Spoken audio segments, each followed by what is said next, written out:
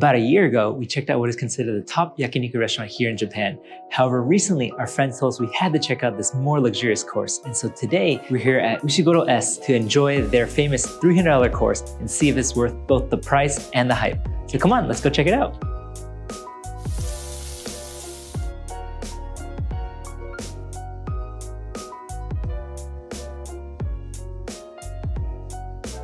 So in Ushigoro S, every party can have a private room. So today, 2 of us are enjoying one private room.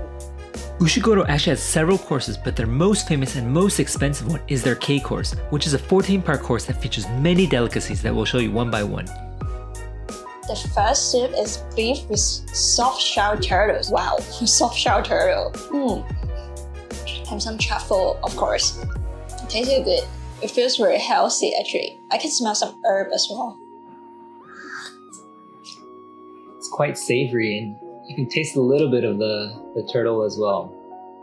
This is the hand-rolled beef sushi and with some sakura shrimp. So basically it's like onigiri. And then you have to wrap it. I think I am doing the right way. Oh my god, I don't know what to say. It's so good. It's melting. I like shrimps a lot, and I like roast beef a lot. And this is two of my favorite things mixed together. So I feel like Christmas. Super flavorful. You got both the shrimp flavor and the meat flavor. Next one is smoked beef tartar with caviar. I'm gonna challenge to see if I can eat it in one bite.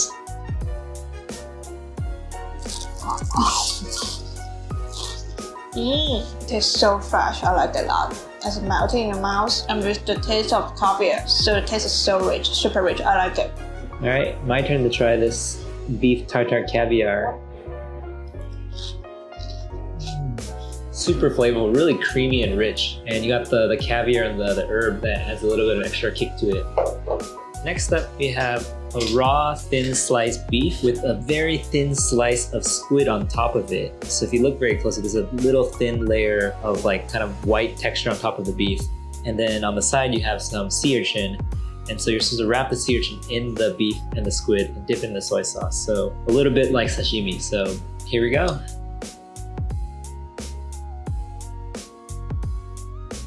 Interesting in a good way. It tastes very good, but this is the most interesting combination I have ever seen. Is that squid with the raw beef and with the sea urchin together and with some wasabi. It tastes a little complicated, but it's so good.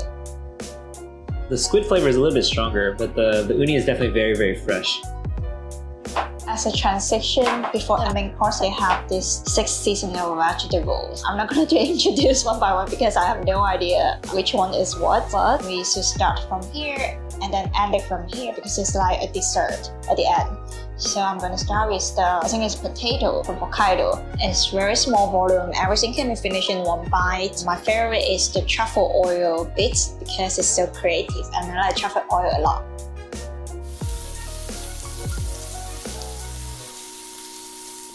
This is the beef tongue, you gotta put some lemon on it. I love the texture on it. So they've slit it to give it a very nice grid-like texture.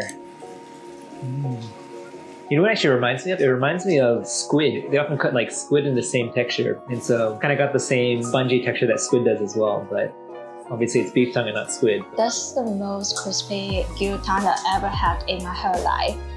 So we're gonna have the signature skirt steak, which is the hanami. It's a very classic cut in the Yakiniku restaurant in Japan.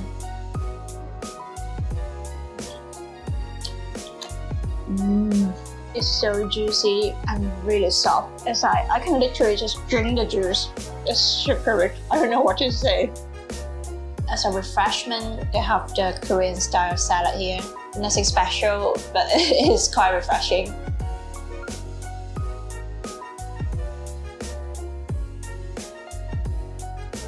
This is their famous Chateaubriand cutlet sandwich. And so you have the Chateaubriand cut of meat here, fried in the style of a cutlet. And then on top of it, they have this truffle sauce. And then they also have the grated truffle that they put on top of it. And then just put the bread and eat it like a sandwich. So here we go. This is our friend's favorite dish. She says strongly recommended this, so my expectation bar is so high right now. Oh my gosh. I'm gonna tell my friend, you know what? You're right. That's so good. It's thick, but it's so soft. I know I said that one many times already, but it's literally just melting in your mouth.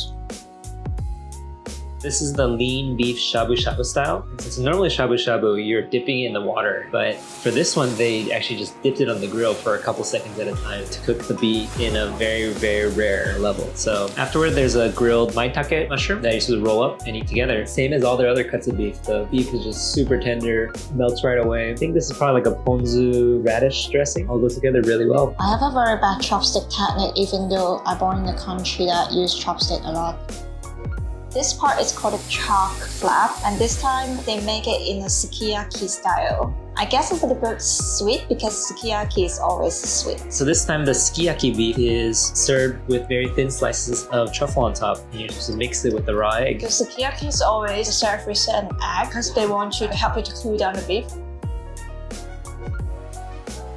It's melting again. It's very interesting. Even though it's not a typical sukiyaki, I get why they call it a sukiyaki style. It's very good. It's very sweet, unlike a lot of the other cuts, which are a lot more savory.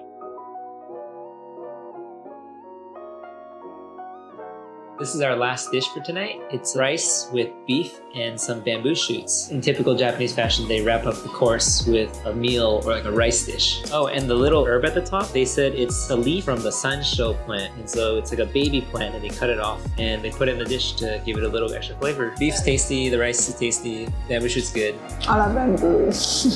Whatever work with bamboo shoots, it would be great for me, so I like it a lot. So the rice was cooked in this clay pot. And so originally when they brought it over, the meat was actually raw, but then they mixed it up, and because the pot is actually really warm, that's how the beef was actually able to get cooked. I have a very small stomach. I usually can't finish the food, so there's a lot of the rice left over in the pot, but the staff just tell us they can just wrap it as onigiri, and then you can take out and go back to home and continue the meal.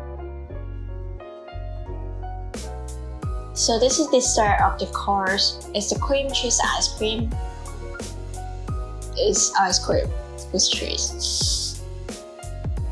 To wrap things up, definitely had a very, very delicious meal, and every single part of the meal was amazing. Compared to a lot of the other yakiniku restaurants in Japan, I would actually say it's very different. In typical yakiniku restaurants, the primary focus is the meat, right? And you have a lot of different cuts of meats that are being grilled or cooked in different ways. But for this restaurant, every single dish has a unique story to it. The presentation of each dish is very fancy. The taste of it is definitely very unique. The ingredients are all luxury items. You have caviar, you have sea urchin, and also, of course, very fancy cuts of meat. Is it worth the cost? Is it worth $300? Yeah. If you're looking for a great luxury experience, definitely consider coming here. I think it was the $300 per person cost because everything's super good. Because we are sharing a private room, this is a very good experience for us as well. And the staff is serving at a very high level. I think it's deserve the cost. Thank you guys again for watching, and we'll see you guys next time.